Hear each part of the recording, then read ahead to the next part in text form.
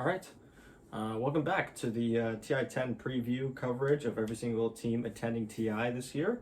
Next on our list, starting from the bottom of the DPC standings, going upwards, we have SG Esports, the third of six teams that made it through regional qualifiers. This is the representative from the South American open closed qualifiers, regional qualifiers, and it's probably the most shaky video we've done so far. Obviously, I've only covered two teams. This is the third team I've covered so far, but this team here has had the weirdest results, and a few roster changes that were a little questionable.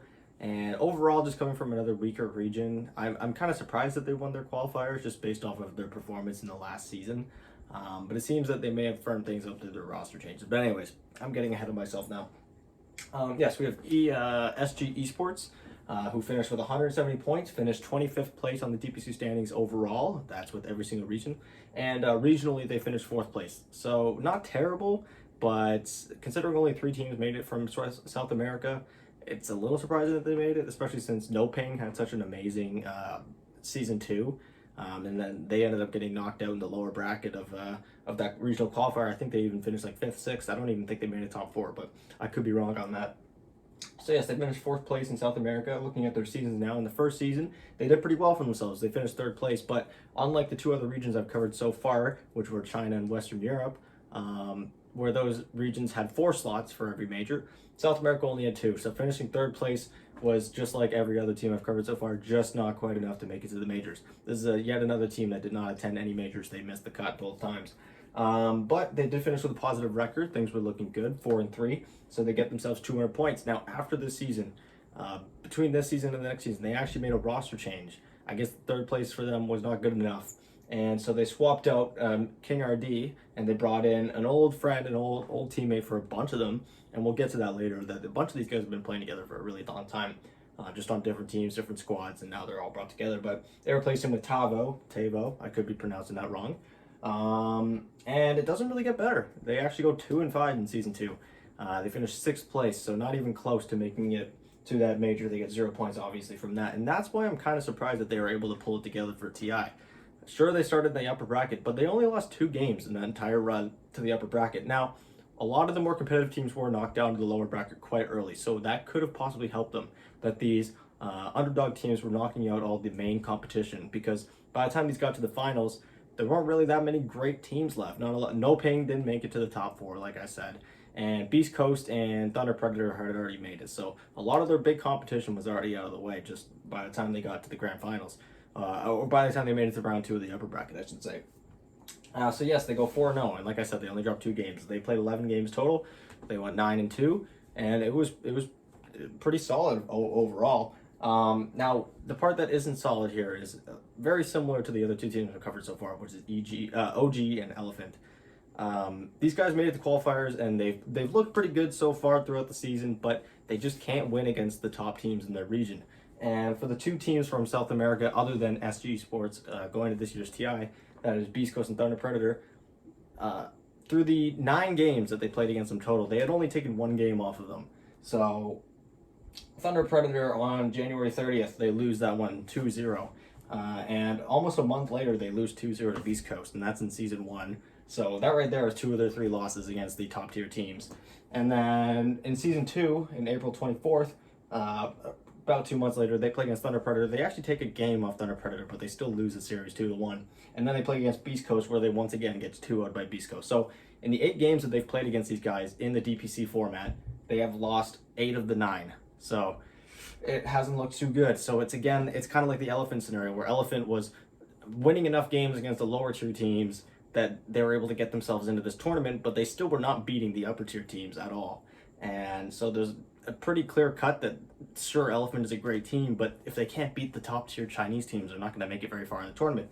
So this is my worry with SA, because with SG Esports, because in South America, it is a considerably stronger region and less stacked region than China. These guys barely made it in after having a super weak Season 2, and they still have not been able to beat either of the 2 top teams that are attending. So, if I'm being honest, I wouldn't be surprised if I see these guys knocked out in the group stage, or at least in round 1 in the best of 1s in the lower bracket, if they make it there. I don't see this team going very far, if I'm being honest.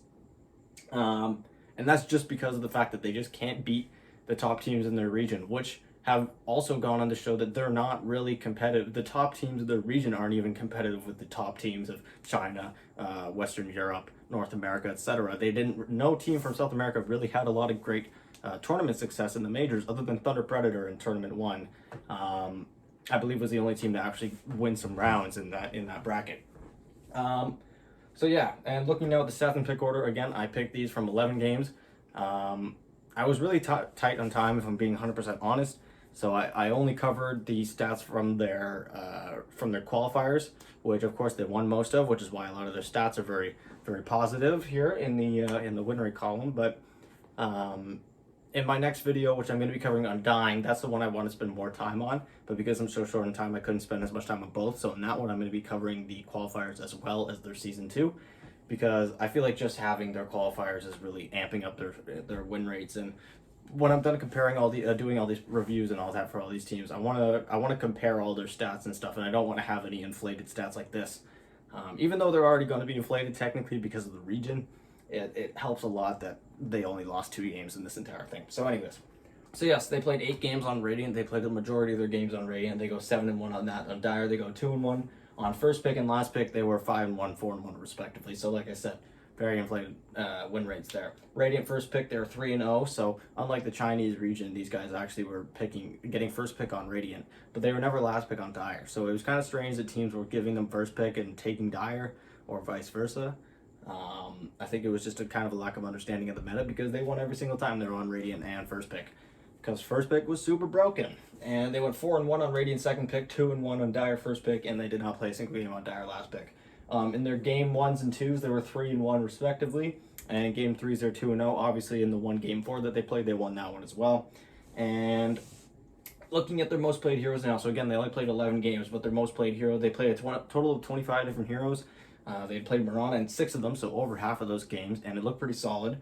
Oracle 5 times, and Dragon Knight 4 times, as well as Nyx Assassin, Terrorblade, Clockwork, Mars, and Axe played 5 times each as well. So pretty much half of the games they had these heroes. Oh, sorry, not 5 times. They played them 3 times.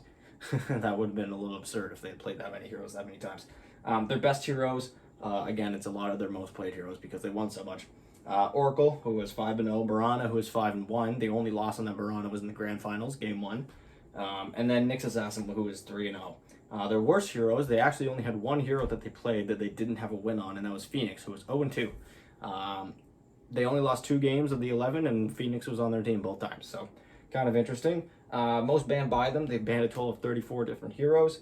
They banned Ancient Apparition 8 times, and I'm pretty sure every single time but 1 was in the first phase. They really did not like this hero at all. Viper, which is not really a surprise because South American Dota is heavily influenced by North American Dota and vice versa, and Ice just made Viper offlane look absolutely broken, and especially during that patch where it was about a month and a half ago. Yeah, offlane Viper was pretty busted, so a lot of teams were banning that first. It was 8 total bans on that, and then Medusa, also another one of those broken heroes, banned 6 times, so over half the times.